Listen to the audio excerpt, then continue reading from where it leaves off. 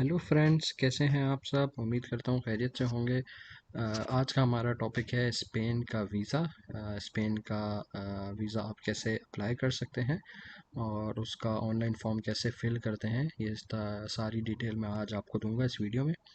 और वीडियो के एंड में मैं आपको वीडियो के साथ साथ ही मैं आपको स्पेशल टिप्स और गाइडेंस भी दूंगा ताकि आपके वीज़ा के चांसेस 100% हों। तो वीडियो को पूरा देखिएगा और पसंद आए तो वीडियो को लाइक भी ज़रूर कीजिएगा।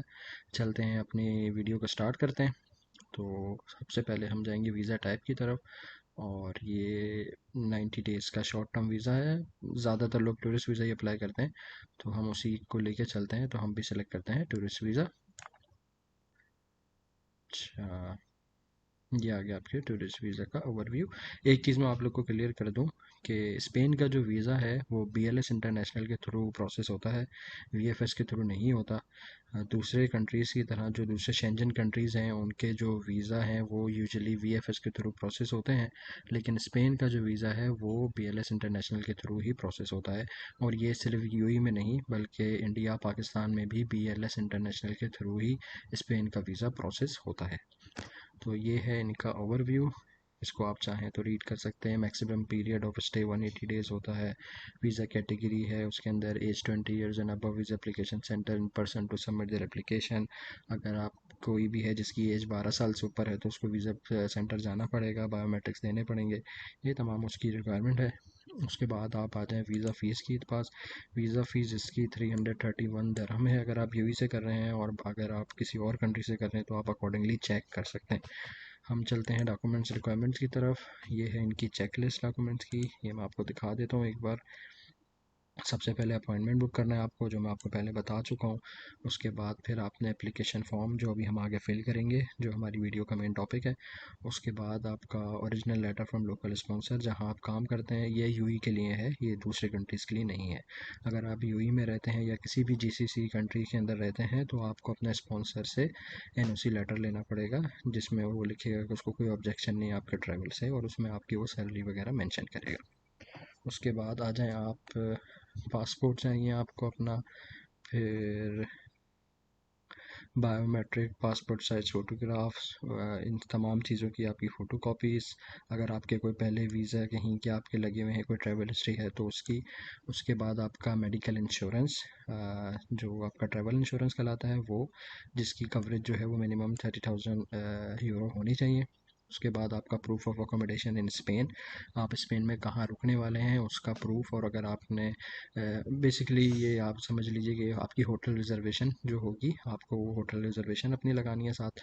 उसके बाद आपका प्रूफ ऑफ सफिशेंट फंड, आपका 3 महीने का बैंक स्टेटमेंट जिसके अंदर एक रीज़नेबल अमाउंट होनी चाहिए कि आप अपना ट्रैवल जो है वो कवर कर सकते हो।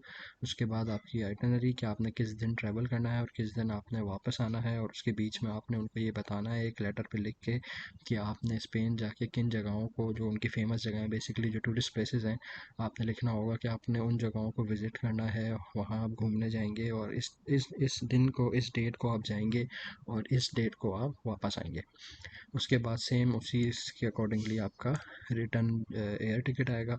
और उसके बाद आपका मैरिज सर्टिफिकेट, अगर आपका एज अ कपल अप्लाई कर रहे हो तो मैरिज सर्टिफिकेट आएगा आपका। और अगर वो किसी और लैंग्वेज में है तो उसको आपको इंग्लिश या स्पेनिश में ट्रांसलेट करना होगा। तो चलें आप चलते हैं वापस अपने वेबसाइट की तरफ। ये फिर आपकी फ़ोटो की स्पेसिफ़िकेशन आ गई। आपकी ये फ़ोटो स्पेसिफ़िकेशन है जो रिक्वायर्ड है। उसके बाद प्रोसेसिंग टाइम, अगर आप यूएई से अप्लाई कर रहे हैं तो यूजुअली 3 वीक्स का टाइम है इनका। और अगर आप किसी और कंट्री से अप्लाई कर रहे हैं तो अकॉर्डिंगली आप उसको चेक कर सकते हैं, बट यूजुअली 2 to 3 वीक्स ही होता है। उसके बाद आ जाते हैं हम अपने मेन फॉर्म की तरफ, जो हम आपको बताएंगे आज फिल करना। ये है इसका वीज़ा एप्लीकेशन फॉर्म। तो ये हम यहाँ से इसको फिल करेंगे। तो व्यूवर्स, ये है आपका एप्लीकेशन फॉर्म शेंजन वीज़ा के लिए। यहाँ पे आपकी फ़ोटो आएगी जो आपने लगानी नहीं है, सिर्फ अपने साथ कैरी करनी है। वीज़ा ऑफिसर वहाँ पे ख़ुद ये फ़ोटो अटैच करेगा। वीएफएस में जब आप जाएंगे अपनी एप्लीकेशन सबमिट करने के लिए वीएफएस में, या अगर आप स्पेन का वीज़ा अप्लाई कर रहे हैं तो आप बीएसएल जाएंगे, वहाँ जाके अपनी वीज़ा एप्लीकेशन देंगे तो वहाँ पे वो ख़ुद इस फ़ोटो को अटैच करेगा, आपने सिर्फ साथ लेके जानी है। सेकेंड इंपॉर्टेंट चीज़ ये है कि जो राइट साइड पे आपको नज़र आ रहा है फॉर ऑफिस यूज़ ओनली, ये पूरी राइट साइड की डिटेल, आपने इसमें कोई भी किसी भी डिटेल को टच नहीं करना, ये सब वीज़ा ऑफिसर का काम है, ये वो इस चीज़ को फिल करेगा। आपने सिर्फ ये जो लेफ़्ट साइड पे रिक्वायरमेंट्स हैं इनको फिल करना है। तो इसमें जब आप आएंगे तो सबसे पहले आएगा आपका सरनेम, आपने अपना सरनेम लिखना है। उसके बाद सरनेम एट बर्थ, यूजुअली ये सेम ही होता है, लेकिन अगर हम इंडिया पाकिस्तान में स्पेशली अगर आप मैरिड हैं और मैरिड होने के बाद आपने अपना सरनेम चेंज कर लिया है, तो उस सिनेरियो में आपका यहाँ पे जो सरनेम है वो डिफरेंट आएगा। मींस कि आपके फादर का नाम या जो भी होगा, मतलब उस टाइम पे जो आपका सरनेम होगा वो आएगा। क्योंकि यूजुअली इंडिया पाकिस्तान में ये होता है, स्पेशली लेडीज़ के लिए, कि वो मैरिज के बाद उनका जो लास्ट नेम होता है वो चेंज हो जाता है और वो अपने हस्बैंड का नाम लगाने लगते हैं। तो इसके लिए अगर आप चाहेंगे तो फिर वो चेंज कर लेंगे, और नहीं सेम है तो आपने सेम वही रिपीट करना है जो आपका फैमिली नेम है। उसके बाद इधर आपका फर्स्ट नेम आ जाएगा, फिर आपकी डेट ऑफ बर्थ आ जाएगी, प्लेस ऑफ बर्थ आ जाएगा, आपका कंट्री ऑफ बर्थ आ जाएगा, उसके बाद आपकी नेशनैलिटी आ जाएगी। फिर आपका सेक्स आ जाएगा, मेल या female, marital status, single, married, divorce. और उसके बाद in case of minor, surname, first name and address. अगर कोई अगर ये फॉर्म आप किसी बच्चे के लिए भर रहे हैं जिसकी एज 18 साल से कम है, तो उस सिनेरियो में आपको यहाँ पे जो भी उसका गार्डियन है, मतलब अगर आप पेरेंट्स हैं तो आप अपना नाम डालेंगे, यहाँ पे अपना ईमेल एड्रेस लिखेंगे और अपना एड्रेस लिखेंगे कि आप उसके गार्डियन है जो बच्चा 18 साल से कम है और वो ट्रैवल कर रहा है। तो ये उसका फॉर्म अगर आप फिल कर रहे हैं तो आप इसको यहाँ पे डिटेल डालेंगे, नहीं तो आप इसको नॉट अप्लीकेबल करके नेक्स्ट क्वेश्चन पे आ सकते हैं। फिर यहाँ पे आपका नेशनल आइडेंटिटी नंबर आ जाएगा, मतलब अगर पाकिस्तान से अगर आप भर रहे हैं तो आपका एनआईसी नंबर, और इंडिया में शायद आधार कार्ड होता है। आई एम नॉट श्योर, अगर मैं गलत हूँ तो मुझे कमेंट में बता दीजिएगा, मैं अपने आप को करेक्ट कर लूँगा, लेकिन ये इंडिया का है। तो आपका नेशनल आईडी कार्ड नंबर आएगा यहाँ पे। अगर आप कहीं बाहर से भर रहे हैं कि यूई में, यूई के रेजिडेंट हैं या कहीं और हैं, तो यहाँ पे एमिरेट्स आईडी या ऐसा किसी चीज़ का नंबर नहीं आएगा। मैं क्लियर कर दूँ, ये आपका नेशनल आईडी नंबर आएगा। जिस कंट्री के भी आप नेशनल हो, वहाँ का जो हर कंट्री की नेशनल का एक कार्ड होता है, यहाँ उसका नंबर आएगा। उसके बाद ट्रैवल डॉक्यूमेंट, 90% लोग ऑर्डनरी पासपोर्ट पे ही अप्लाई कर रहे होंगे, तो यहाँ पे आप ऑर्डनरी पासपोर्ट को सेलेक्ट करें। हम सबके पास ऑर्डनरी पासपोर्ट ही होता है, तो ऑर्डनरी पासपोर्ट पे टिक करना पड़ेगा यहाँ पे आपको। उसके बाद यहाँ पे आपका पासपोर्ट नंबर आएगा, यहाँ पे पासपोर्ट की डेट ऑफ इशू आएगी, और यहाँ पे पासपोर्ट कब तक वैलिड है, और इशूड बाय जिस कंट्री से भी आपका पासपोर्ट इशू हुआ है, मतलब जो भी आपकी नेशनैलिटी है उसका नाम आएगा यहाँ पे। उसके बाद आगे आ जाए क्वेश्चन नंबर 17 पे। आपका घर का एड्रेस, जो भी आपका एड्रेस है वो आएगा यहाँ पे, आपका ईमेल एड्रेस और आपका टेलीफोन नंबर। अच्छा, यहाँ पे सिम अगेन, अगर आप अपने होम कंट्री के अलावा कहीं और के रेजिडेंट हैं और आप कहीं और हैं इस वक्त, फॉर एग्जांपल अगेन अगर आप यूएई में हैं, कतर में हैं या सऊदीया में हैं, तो यहाँ पे आप इसको यस करेंगे, और यहाँ पे आप अपना उसका रेजिडेंट का नंबर लिखेंगे, जो हमारा सबका एक रेजिडेंट नंबर होता है, और जो आपका वीज़ा होता है उसके ऊपर अगर आप टेम्प्रेरी रेजिडेंट है तो वहाँ का एक नंबर होता है, तो वो रेजिडेंट नंबर यहाँ पे आप लिखेंगे, और यहाँ पे आप लिखेंगे कि वो कब तक वैलिड है। उसके बाद क्वेश्चन नंबर 19 पे आ जाएँ। आपकी ऑक्यूपेशन क्या है? अगर आप बिज़नेस करते हो आप, तो आप लिखेंगे कि आपका क्या बिज़नेस है। अगर आप जॉब करते हैं तो यहाँ पे आप लिखेंगे कि आपका अ, किस क्या प्रोफेशन है, आप अकाउंटेंट हैं, आप एडमिनिस्ट्रेटर हैं, आप सेल्स का काम करते हैं, जो भी आप करते हैं आपने यहाँ पे उसको मेंशन करना है। उसके बाद आ जाएगा यहाँ पे employer, employee address and telephone number, और for a student name and address of educational establishment. For example अगर आप कहीं पे स्टूडेंट वीज़ा के ऊपर हैं और आप वहाँ से ये फॉर्म फिल कर रहे हैं, तो आपको अपने इंस्टीट्यूट का नाम और उसका नेम और एड्रेस देना पड़ेगा। मोस्टली आप सब जॉब करने वाले लोग होते हैं, तो आप यहाँ पे अपने वर्क प्लेस का जो नेम है और जो उसका एड्रेस है, उसका जो टेलीफोन नंबर है, आपने यहाँ पे वो मेंशन करना है। उसके बाद आप आ जाएँ, आपका पर्पस ऑफ जर्नी आपका क्या है। अगेन मोस्टली पीपल का टूरिज़्म ही होता है, तो आपने टूरिज़्म करना है, और अगर आप किसी बिज़नेस या किसी फैमिली फ्रेंड को विजिट करने जा रहे हैं तो आपने वो करना है, और अगर आप ये दोनों करने जा रहे हैं तो आप दोनों पे टिक कर सकते हो। ठीक है। उसके बाद आप नेक्स्ट आ जाओ, मेंबर स्टेट ऑफ डेस्टिनेशन जी। तो इसमें आएगा कि आपकी जो डेस्टिनेशन है वो क्या है, आप बेसिकली कहाँ जा रहे हो। फॉर एग्जांपल अगर मैं बोलता हूँ मैं इटली जा रहा हूँ, मैं बोलता हूँ मैं नॉर्वे जा रहा हूँ, तो मैं यहाँ पे लिखूँगा नॉर्वे, इटली, स्विट्ज़रलैंड, वो सारी जो मैं मेंशन करूँगा। उसके बाद 23 क्वेश्चन में आपसे पूछेगा कि फ़र्स्ट एंट्री क्या है। फॉर एग्जांपल अगर मैं नॉर्वे, इटली, स्विट्ज़रलैंड 3 कंट्रीज़ जाना चाह रहा हूँ, तो लेकिन मैं सबसे पहले कहाँ जाऊँगा, तो यहाँ पे मैं उसका नाम लिखूँगा कि मैं सबसे पहले इटली जा रहा हूँ, तो मैं यहाँ पे इटली लिखूँगा। और एक चीज़ मैं आपको और बता दूं कि हमेशा शेंजन वीज़ा उस कंट्री का अप्लाई करना होता है जहाँ पे आपने सबसे ज़्यादा डेज स्टे करना होता है, और जो आपका फर्स्ट एंट्री ऑफ पोर्ट होता है। फॉर एग्जांपल अगर मैं स्विट्ज़रलैंड जा रहा हूँ और मुझे स्विट्ज़रलैंड में 6-7 दिन गुजारने हैं, तो मैं स्विट्ज़रलैंड का वीज़ा अप्लाई करूँगा, मैं इटली का वीज़ा अप्लाई नहीं कर सकता। इसलिए जहाँ पे जहाँ का आपने वीज़ा अप्लाई किया होता है, आपको वहीं से एंट्री करनी होती है। तो यहाँ पे आपने वही लिखना है और आपने उसी कंट्री के एम्बेसी में वीज़ा सबमिट करना है अपना। तो फॉर एग्जांपल अगर मैं इटली जा रहा हूँ तो मैंने यहाँ पे इटली लिखना है, फिर मैं इटली जाके वहाँ से यूरोप शेंजन के किसी भी दूसरे कंट्री में मैं जा सकता हूँ।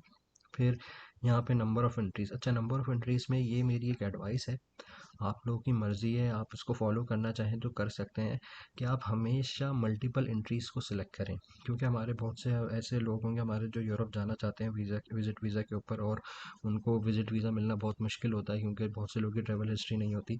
तो अगर आप फर्स्ट टाइम अप्लाई कर रहे हैं और आप चाहते हैं कि आपका वीज़ा आपका आपको वीज़ा मिल जाए, तो आप कोशिश करें आप इसको मल्टीपल एंट्री रखें। क्योंकि मल्टीपल एंट्री जब वीज़ा ऑफिसर देखता है तो उसको ये लगता है कि ये बंदा आने के बाद वापस जाएगा जब ही मल्टीपल एंट्री रिक्वेस्ट कर रहा है। तो आपके जो ये चांसेस होते हैं कि ये जो मेन जो उनका कंसर्न होता है कि ये एक ऑथेंटिक ट्रैवलर है जो आके वापस चला जाएगा, तो उस पे उस इसको सेलेक्ट करने से काफ़ी फ़र्क पड़ता है। तो मेरा मशवरा यही है कि आप इसको मल्टीपल एंट्री सेलेक्ट करें।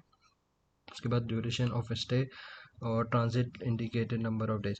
अगर आप कहीं से ट्रांजिट लेके जा रहे हैं, फॉर एग्जांपल बहुत से लोग यूएस के अंदर ट्रैवल करते हैं तो वो वाया शेंजन कंट्री होते हुए जाते हैं, तो ये उनके लिए है। लेकिन आप बस इसमें अपना ड्यूरेशन ऑफ स्टे लिख सकते हैं कि आप 7 दिन, 8 दिन, 10 दिन, जितने दिन के लिए भी आप ट्रैवल कर रहे हैं, आप इसको यहाँ पे वो सेलेक्ट कर सकते हैं। अच्छा, उसके नीचे आ जाएं आप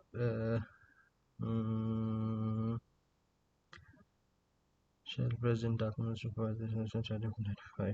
अच्छा, उसके बाद ये जो है इसका मैं आपको नीचे चल के बताता हूँ 34-35 के ऊपर, ये हमारे लिए नहीं है, ये मैं आपको नीचे डिटेल इसकी देता हूँ। हम आगे चलते हैं। Shenzhen visa issue during the past 3 year. अगर आपका लास्ट 3 ईयर्स के अंदर कोई शेंजन वीज़ा इशू हुआ है तो उसको येस करके, और वो कितनी उसकी वैलिडिटी थी फ्रॉम टू, वो आपने यहाँ पे लिखनी है। उसके बाद डेफिनेटली आपका वीज़ा इशू हुआ था तो उसके लिए आपने फिंगरप्रिंट्स दिए होंगे, तो वो fingerprints collected previously for the purpose of applying for Shenzhen visa. तो आपने अगर शेंजन वीज़ा अप्लाई किया था पहले, उसके लिए फिंगरप्रिंट्स दिए थे, तो उसकी आपने यस करके यहाँ पे डेट लिखनी है अगर आपको पता है तो, और अगर आपको नहीं पता तो आप इसको छोड़ सकते हैं, लेकिन आप इसको यस ज़रूर कीजिएगा।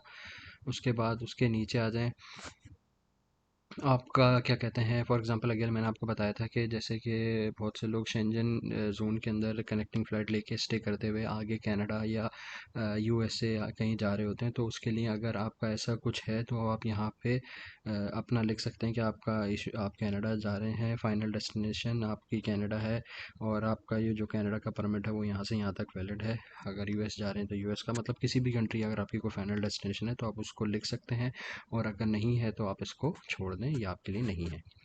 उसके बाद आगे आ जाइए क्वेश्चन नंबर 29 पे, आपकी अराइवल डेट, कि आपकी इंटेंट डेट क्या है, आपका क्या प्लान है, किस दिन आप आएंगे, वो आपने यहाँ पे अराइवल डेट लिखनी है अपनी। उसके बाद पे 30 में आपने अपनी डिपार्चर डेट लिखनी है।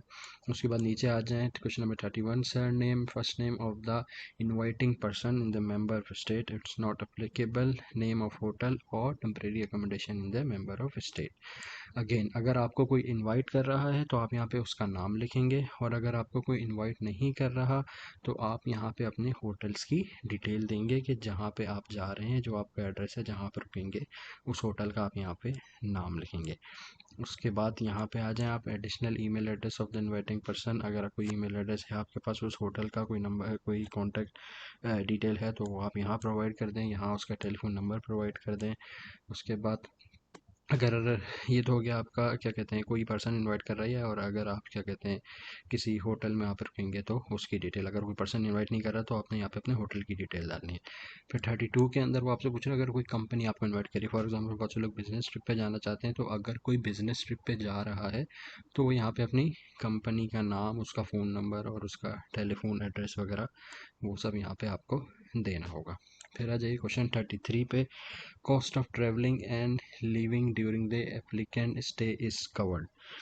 तो यहाँ पे आपका आएगा कि कौन आपका वो कवर कर रहा है। तो आप अगर ख़ुद कर रहे हो तो आप यहाँ पे करोगे बाय द एप्लीकेंट हिमसेल्फ और हरसेल्फ, और बाय स्पॉन्सर। फॉर एग्जांपल अगर कंपनी कर रही है तो आप ये करोगे, और अगर आप ख़ुद कर रहे हो तो आप इसको सेलेक्ट करोगे। अगर कोई आपका दोस्त ने, किसी ने आपको, किसी फ्रेंड ने आपके वहाँ से इनवाइट आपको भेजा है, लेकिन आप अपना ट्रैवल कॉस्ट खुद ही वो करोगे, तब भी आप इसी को करोगे। भले आप यहाँ पे डिटेल डालो कि वो उसने आपको इन्विटेशन दिया, लेकिन डेफिनेटली वो आपका ट्रैवल कॉस्ट तो कवर नहीं कर रहा, उसने आपके एक्सपेंसेस के लिए तो कोई लेटर नहीं दिया आपको। तो आप उधर नहीं डिटेल डालोगे भी तो भी आपको बाय एप्लीकेंट ही सेलेक्ट करना है। सिर्फ और सिर्फ अगर आपकी कंपनी आपको स्पॉन्सर कर रही है तो आपने यहाँ पे उसकी डिटेल डालनी है, वरना यूजुअली यही आता है कि बाय हिमसेल्फ और हरसेल्फ। और अच्छा, मीन्स ऑफ सपोर्ट में आप यहाँ पे कैश तो फॉर श्योर लिखोगे, उसके अलावा अगर आपके पास क्रेडिट कार्ड वगैरह है तो आप उसको भी टिक कर सकते हो।